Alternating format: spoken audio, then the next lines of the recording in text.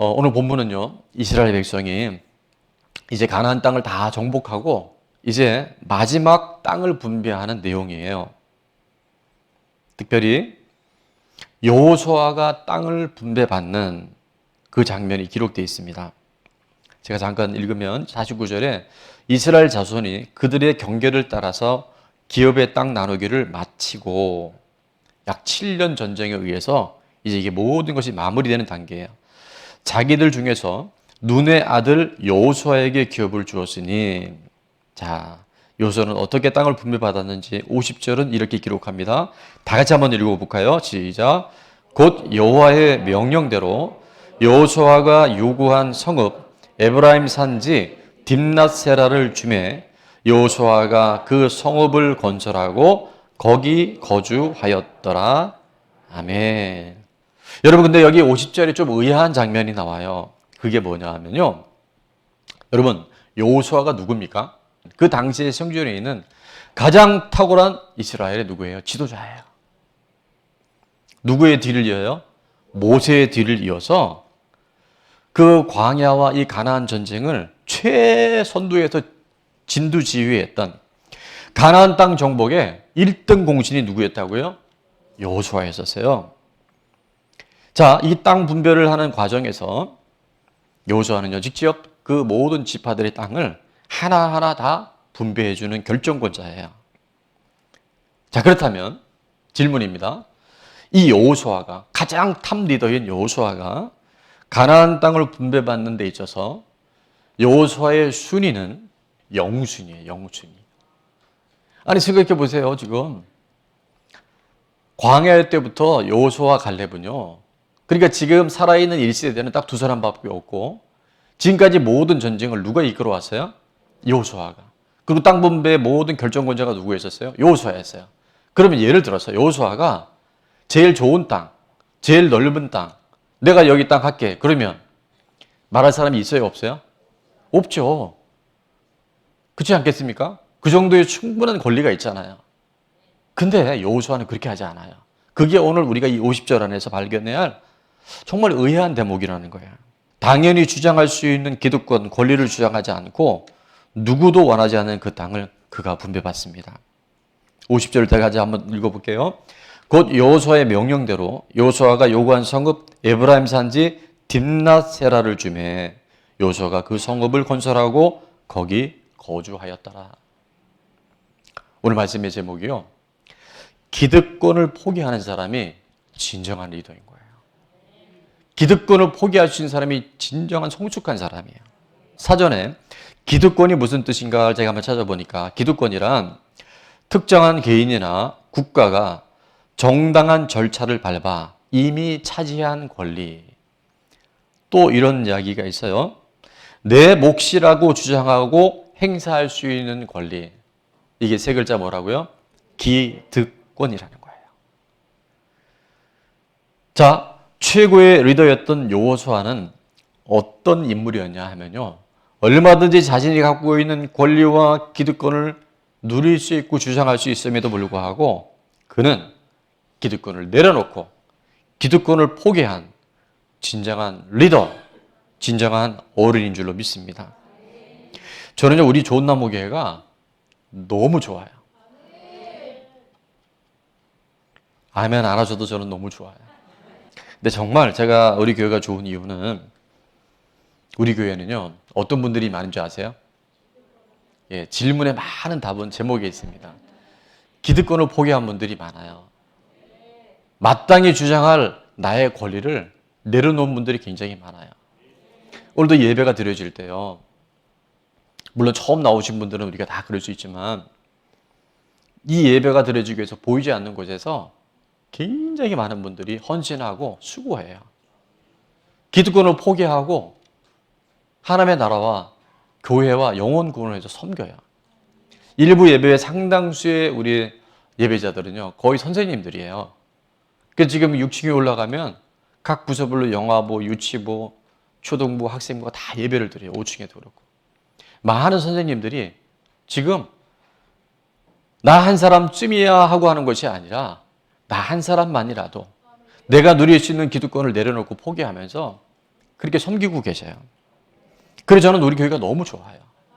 무엇보다도 작은 목회자의 사명을 감당하는 우리 셀 리더들. 이분들의 모든 공통점이 뭘까요? 기득권을 포기한 사람들. 제가 우리 친구들한테 한번 물어봤어요. 얘들아, 우리 교회에서 셀 리더란 뭘까? 아마 아이들이 없어 이 얘기를 들었던 것 같아요. 아주 간단 명료하게 딱 이렇게 얘기해요. 리더란 자기 돈 쓰고 욕먹는 사람입니다. 아마 이거보다도 더 리더를 잘 표현한 단어는 없는 것 같아요. 누구 돈 쓰고? 자기 돈 쓰고 다 대접하고 먹이고 선물하고 뭐 정말 편지 쓰고.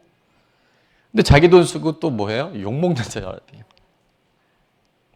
이건 마음에 안 든다. 뭐 전에 다니던 교회는 이렇게 하지 않는데 이 교회는 왜 이 셀이 이렇게 하냐. 온갖 비난을 다 들어요. 안 들어들 이야기를 내가 리더로 섬기고 내가 갖고 있는 개인적인 기득권을 포기하고 그렇게 헌신할 때 그런 뒷담화를 듣게 되어져요. 그렇다고 또 여러분들이 뒤돌아서서 항상 맞아, 리더란 자기 돈 쓰고 욕먹는 사람이야. 욕해도 돼, 비난해도 돼. 그러면 안 됩니다. 여러분이 정말 리더들과 함께 하나가 되어질 때 하나님의 나라가 이 땅에 이루어질 줄 믿습니다. 정말 그 기득권을 포기하며 살아갈 때요. 먼저 내가 살고 우리 가정이 살고요. 우리가 몸담고 살아가는 공동체가 살아나야 돼요. 하나님의 나라가 든든히 세워지게 되는 줄 믿습니다. 이제 오늘 예배 마치고 바로 2부 끝나고는 우리 새가족반 해피타임 수료식이 있습니다. 대충 제가 보니까 한 100명 넘게 이제 수료하셨고 또 저 수강 중에 있으신데 오늘 우리 주일 해피타임의 수료자 대표가 누구신가 하면요. 우리 방희곤 목사님이 받으셔요.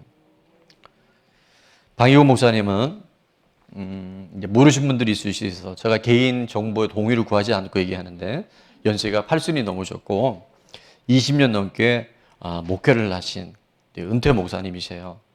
여러분 그런데 그 방 목사님이 새가족반 해피타임을 들으시고 오늘 수료를 하십니다. 아마 이렇게 이해해 주셨을 거예요.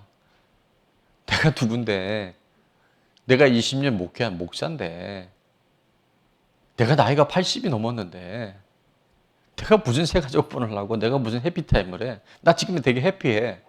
이렇게 이해할 수 있을 거예요. 근데 그걸 내려놓는 거예요.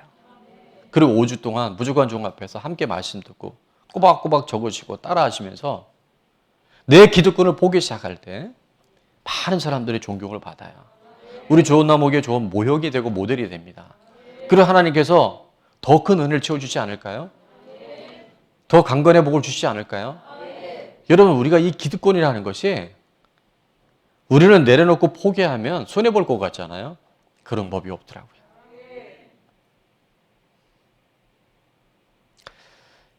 요즘에 가장 인기 있는 사장님이 누군지 아세요? 가장 인기 있는 사장님. 회식 때 카드만 주고 자기는 집으로 가는 사장님.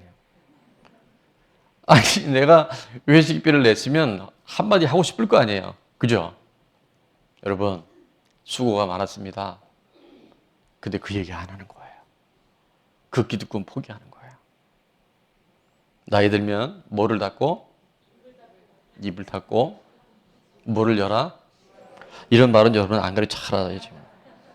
여러분 이게 전부 기득권 포기하는 거예요. 근데 그런 사람이 높임을 받습니다. 그런 사람이 인정받아요. 그런 사람 존경받아요. 기득권을 포기하면 하나님이 기억해 주시고 하나님께서 높여주실 줄을 믿습니다. 야고보서 4장 6절에 보니까 그러나 더욱 큰 은혜를 주시나니 그러므로 일렀을 때 자, 하나님 뭐라고 말씀하시는지 한번 같이 읽습니다. 시작. 하나님이 교만한 자를 물리치시고 겸손한 자에게 은혜를 주신다 하였느니라. 아멘. 저는 이게 어떻게 들린지 아세요?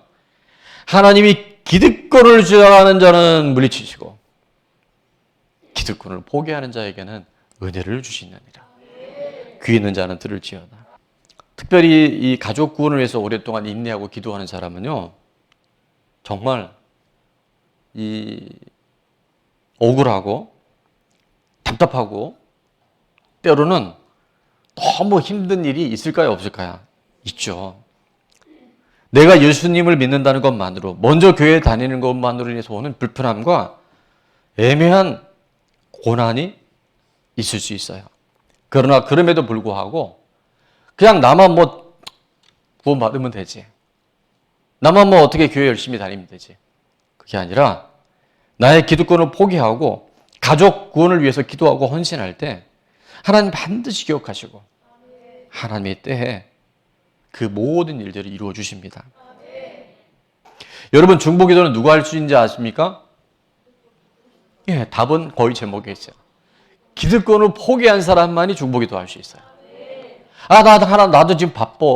나도 얼마나 지금 할 일이 많은데. 그런 사람 힘들어요. 이 중보기도는요, 내 기도도 바쁜데, 내 앞가람도 지금 하기 힘든데, 내가 뭘 오지랖 넘게 아니요.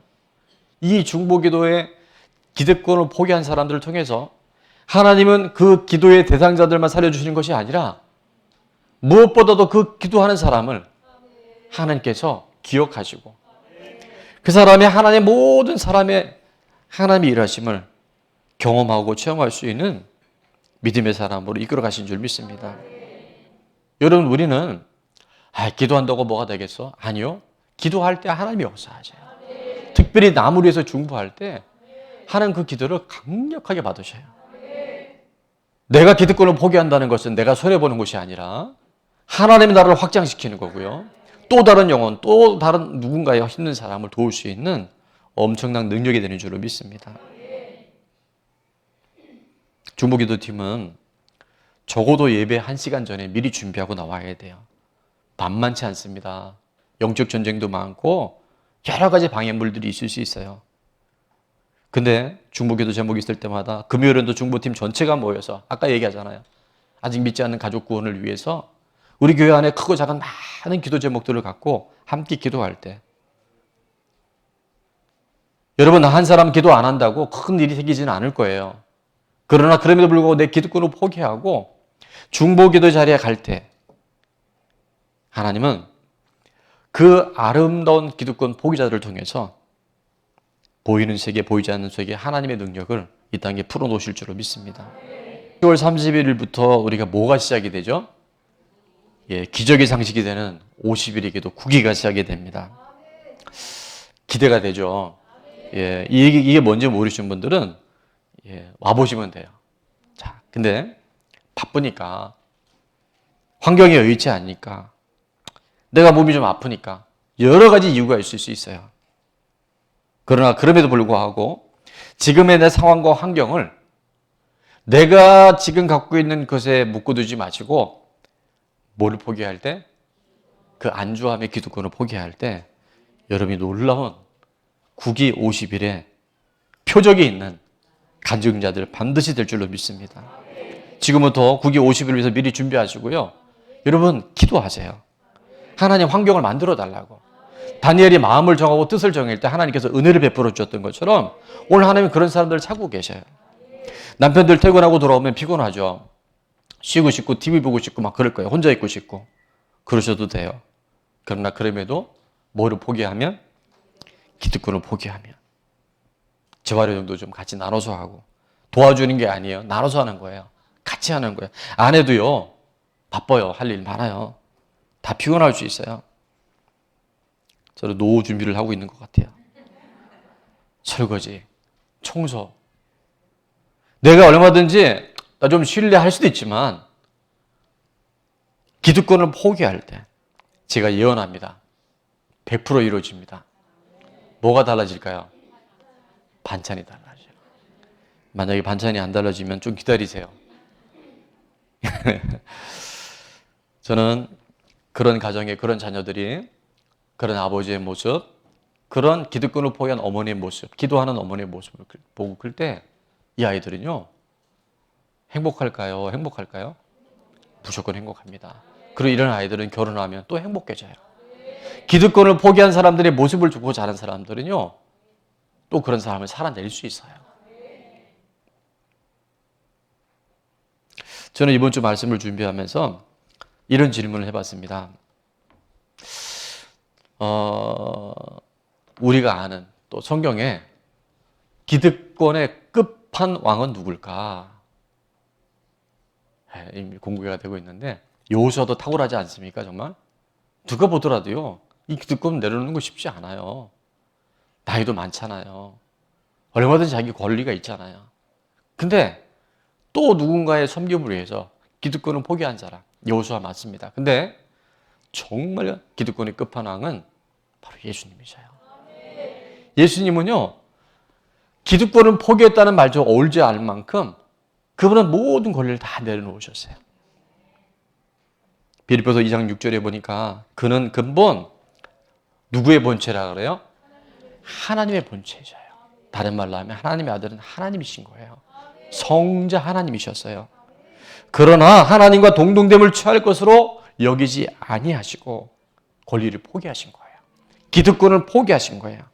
오히려 자기를 비워 종의 형체를 가지사 가장 추하고 더러운 죄 있는 사람들과 같이 되셨고 사람의 모양으로 나타나사 자기를 낮추시고 죽기까지 복종하셨으니 기득권의 마지막 포기는 십자가의 죽으심이라.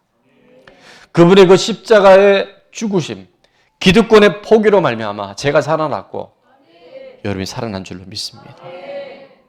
근본 하나님의 본체에 있는 예수님이 우리를 살리시려고 이 땅에 사람으로 오셔서 십자가에 그 처절한 고통을 다 당하시고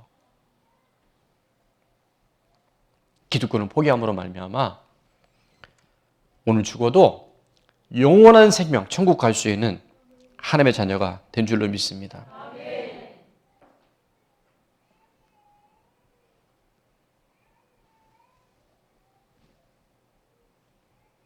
이사야서 53장 5절에 보니까 예수님의 십자가에서의 그 고통, 찔림은 저는 이것도 그렇게 들려요. 예수님의 그 기득권의 포기함은 우리의 허물 때문이요. 그가 상하심은 우리의 죄악 때문이라. 그가 징계를 받음으로 우리는 평화를 누리고 그가 채찍에 맞으심으로 우리는 나음을 받았도다. 이 시대는요 자신의 기득권을 주장하는 시대입니다. 내 몫을 주장하는 시대예요.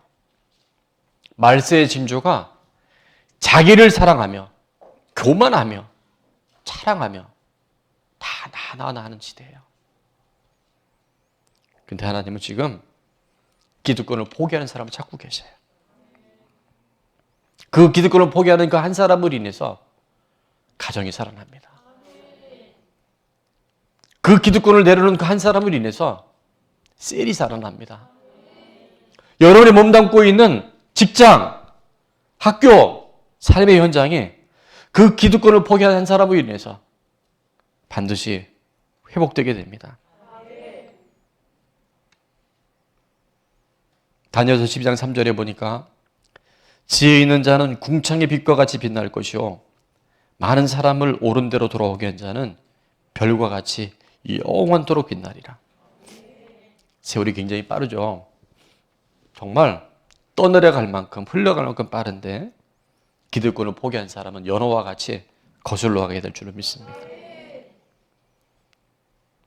예수님의 그 기득권 포기는 우리를 살리신 것으로 끝나는 것이 아니라 오늘 빌립보서 2장 9절, 10절, 11절에 보니까 이러므로 그 기득권을 포기한 예수 그리스도의 삶을 통해서 그 예수님의 사역이 어떠했는지 이러므로 하나님이 그를 지극히 높여 모든 이름 위에 뛰어난 이름을 주사 하늘에 있는 자들과 땅에 있는 자들과 땅 아래에 있는 자들로 모든 무릎을 예수의 이름에 꿇게 하시고 11절 다 같이 한번 읽습니다. 시작.